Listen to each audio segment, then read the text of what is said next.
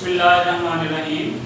Welcome to the Lahore Garrison Junior and Upper School and welcome to 9 biology class. उम्मीद करता हूँ कि बेटा आप सब खैरियत से होंगे। 9 बायोलॉजी बेटा चैप्टर नंबर है 8 हमारे पास न्यूट्रिशन, पेज नंबर है आज के टॉपिक के हवाले से आपके पास 153। लास्ट टाइम बेटा हमने जो आप कह सकते हो कि मेल न्यूट्रिशन या प्रॉब्लम्स रिलेटेड टू न्यूट्रिशन का टॉपिक था वो बेटा डिस्कस करना शुरू किया था। आज उसी को फर्दर कंटिन्यू करेंगे। वो जो डिफरेंट डिजीजेज हैं, जो डिफरेंट मेल न्यूट्रिशन के टाइप्स हैं, जिसमें आती है आपके पास प्रोटीन मेल न्यूट्रिशन, ठीक है, ऐसी फूड या न्यूट्रिशन के रिलेटेड ऐसी प्रॉब्लम जिसमें आपके पास जो प्रोटीन्स की तादाद है वो क्या हो जाती है, कम हो जाती है। आपकी बॉडी को प्रॉपर वे में जितनी प्रोटीन्स रिक्वायर्ड होती हैं उतनी प्रोटीन्स आपकी बॉडी में प्रोड्यूस नहीं हो रही होती, या आप फूड में वो उतनी जो प्रोटीन्स हैं वो हासिल नहीं कर रहे होते, ठीक है।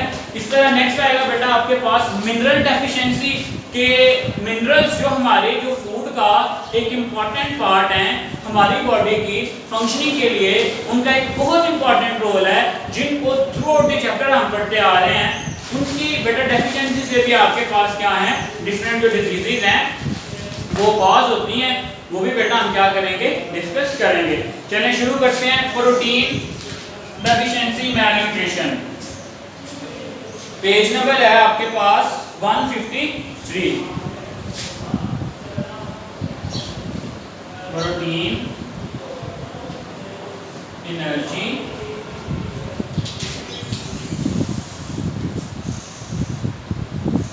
मेल न्यूट्रिशन, ठीक है जी। चलिए,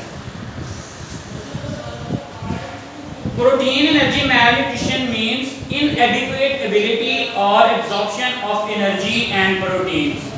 inadequate का मतलब होता है नामुनासिब। inadequate availability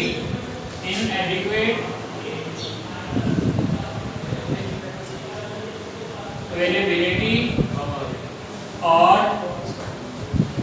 absorption of energy and proteins, ठीक है बेटा जी। ये इसके आगे आपके पास definition, in the body it is the leading cause of death in children in developing countries. बेटा देखें कि जो प्रोटीन है वो आपकी बॉडी के लिए कितनी इंपॉर्टेंट है।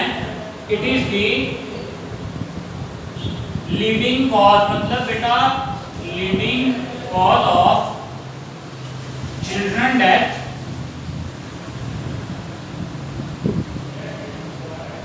in leading countries, in developing countries।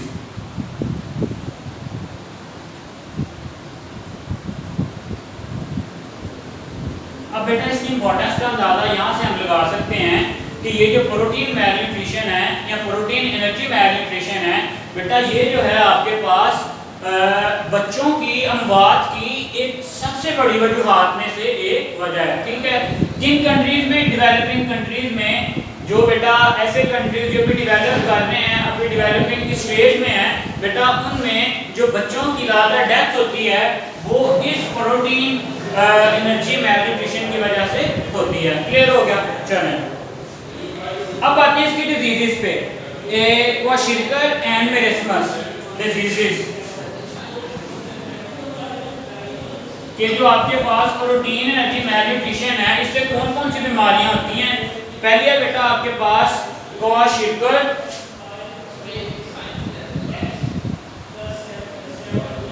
ठीक है, और दूसरी है आपके पास मेरेस्मस।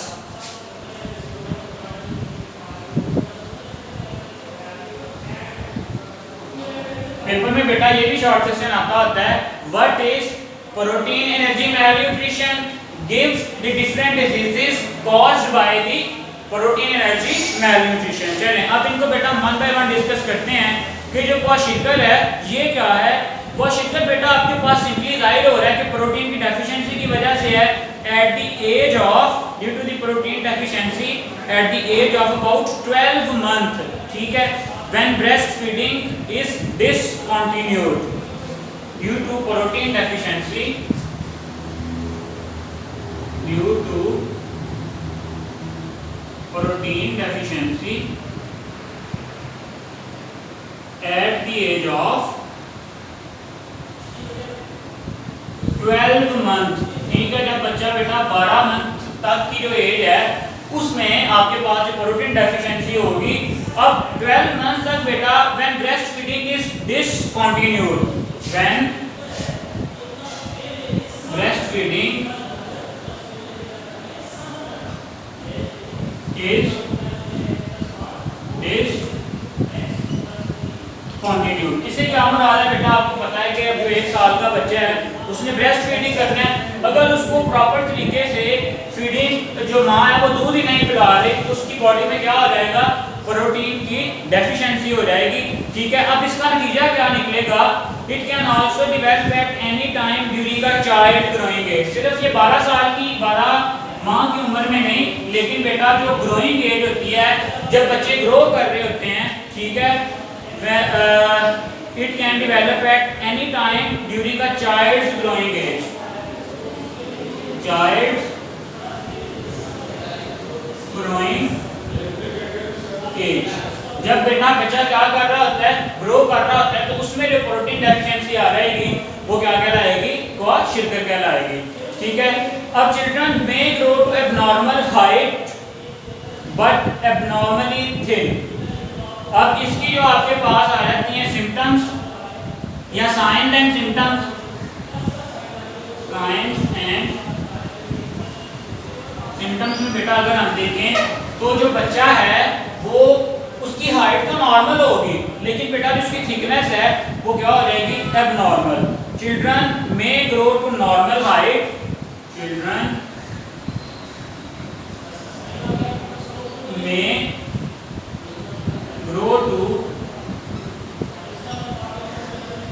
normal height। ठीक है, उनकी जो हाइट है बेटा वो तो मुनासिब हो सकती है, लेकिन बट एबनॉर्मली थिन। ठीक है, कि बेटा जो उनका डायामीटर होगा, जो उनकी बॉडी की थिकनेस होगी वो क्या हो जाएगी, बहुत कम हो जाएगी।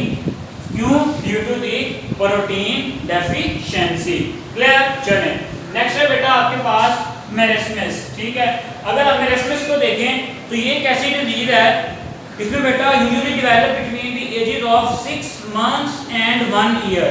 ठीक है, patient lose all their body fat and muscle strength and require a skeletal appearance. इसको बेटा आप सोगड़ा कह सकते हो। ठीक है, जैसे कि 6 मंथ से लेके बेटा 1 साल की उम्र में जो बच्चा है उसकी बॉडी में जितनी भी फैट है वो क्या हो जाती है, आपके पास लूज हो जाती है, और उसकी जो मसल स्ट्रेंथ है वो भी खत्म हो जाती है, और फिर क्या होता है कि जो बच्चा वो एक हड्डियों का ढांचा रह जाता है। ठीक है, and requires skeletal appearance. Children with marasmus show poor growth and look small for their age. चलें यहाँ पे डिस्कस करते हैं इसके अपोजिट ही मेरेस्मस। अब बेटा मेरेस्मस किसकी एज से हो सकती है, between the age of 6 months to 1 year। ठीक है, 6 माह से लेके बेटा 12 माह तक की जो उम्र है उसमें ये जो डिजीज है ये क्या हो सकती है, कॉज हो सकती है। ठीक है, अब इसमें होता है क्या है, patient lose all their body fat, patient या children lose all their body fat। मतलब कि जो बेटा आपकी बॉडी का फैट है वो सारा लूज हो जाता है एंड मसल स्ट्रेंथ, और मसल स्ट्रेंथ भी क्या हो जाती है, कम हो जाती है, मसल स्ट्रेंथ। ठीक है, बॉडी फैट भी लूज हो जाएगा और जो मसल स्ट्रेंथ है वो भी क्या हो जाएगी, कम हो जाएगी। जब ये कम होगी तो बेटा जो आपके पास चिल्ड्रन है वो एक्वायर स्केलेटल अपीयरेंस, वो बिल्कुल एक ढांचे की तरह जो नजर आना शुरू हो जाएगा, स्केलेटल अपीयरेंस। ठीक है, अब इसकी सिम्टम्स क्या हो सकती हैं आपके पास? Children with marasmus show poor growth and look smaller for their age. Signs and symptoms की अगर बात करें तो बेटा क्या होगा आपके पास? जो चिल्ड्रन हैं show poor growth,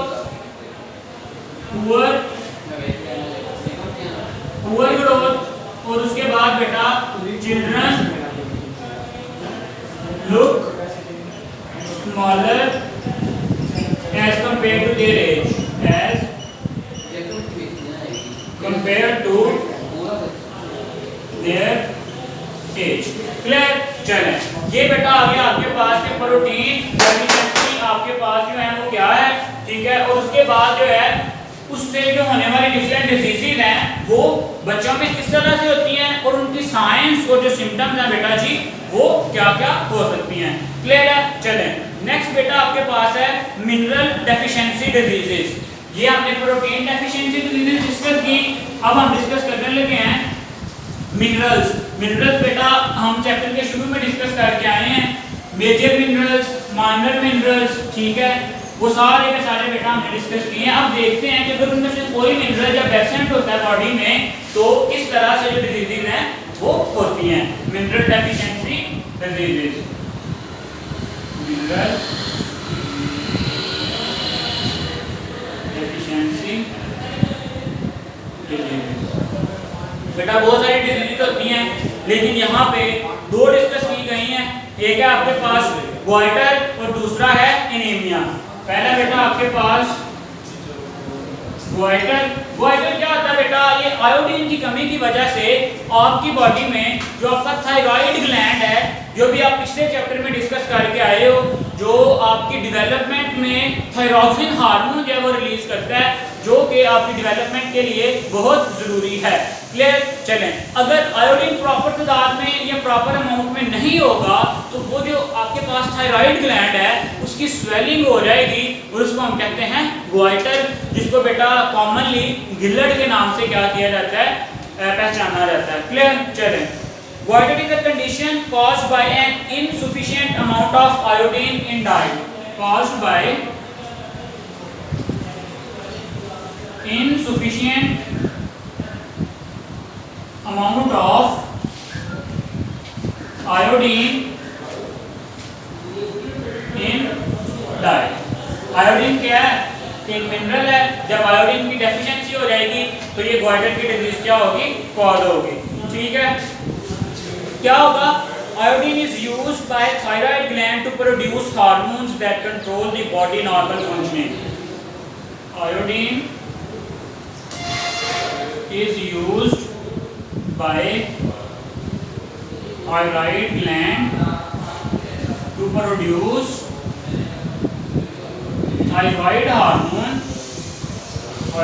hormone which control the development of body, जो बॉडी की डेवलपमेंट को क्या करता है? कंट्रोल करता है। ठीक है, अब अगर आयोडीन नॉसब नहीं होगी तो thyroid become enlarged and it results in swelling of. If iodine is deficient or absent, then thyroid becomes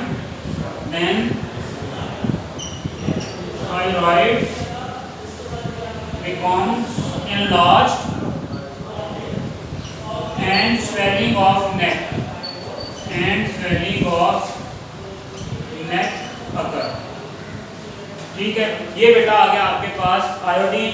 इस तरह से जो है मिनरल की कंडीशन की जो मिनरल की डेफिशिएंसी है उस वजह से आपके पास एक डिजीज कॉज होती है जिसको हम कहते हैं ग्वाइटर। नेक्स्ट आ गया बेटा आपके पास जो मिनरल डेफिशिएंसी डिजीज वो है एनीमिया। एनीमिया होती है बेटा आपके पास आयरन की कमी की वजह से एनीमिया।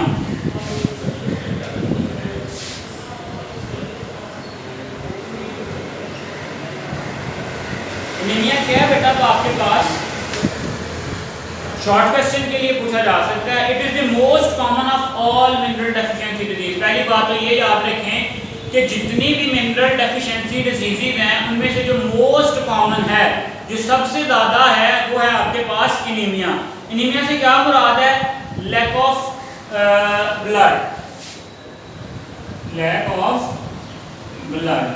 ठीक है, इसका जो लफ्जी मतलब है वो है लैक ऑफ ब्लड। इसमें होता है क्या आपके पास, it is caused when the number of red blood cell is reduced in the normal cell. ठीक है, number of red blood cells, number of RBCs are reduced. क्यों, ये भी देखते हैं अब। Due to the iron deficiency, hemoglobin molecule contain a single atom of iron at the center। ठीक है, if body fail to receive sufficient amount of iron, adequate number of hemoglobin molecule are not formed। आपको पता है RBCs में क्या होती है? Haemoglobin. Haemoglobin बेटा एक प्रोटीन है जो ऑक्सीजन को ट्रांसपोर्ट करती है रेड ब्लड सेल से थ्रू आउट द बॉडी। अब इसके सेंटर में बेटा जो एटम होता है आपके पास वो होता है आयरन का। ठीक है, अब देखें अगर आयरन ज्यादा होगा तो ज्यादा हीमोग्लोबिन बनेगी। अगर आयरन आपके पास आयरन डेफिशिएंट हो जाएगा, आयरन डेफिशिएंट हो जाएगा, तो जो आपके पास हीमोग्लोबिन है वो भी क्या बनेगी? लेस हीमोग्लोबिन, कम हीमोग्लोबिन बनेगी। या जो बनेगी तो वो प्रॉपर्ली अपना फंक्शन परफॉर्म नहीं कर सकेगी। अब यही अगर लेस हीमोग्लोबिन बनेगी तो लेस आपके पास आरबीसीज बनेगी। इसी कंडीशन को हम कहते हैं एनीमिया। क्लियर? चलें, in this case they are not enough functioning red blood cells, the patient is weak and there is shortage of oxygen supply to body। obviously जब red blood cells कम होंगे और haemoglobin कम होगी तो आपके पास जो oxygen carrying capacity है वो भी कम हो जाएगी। ठीक है बेटा, आज के लेक्चर के लिए इतना ही। अल्लाह हाफिज़।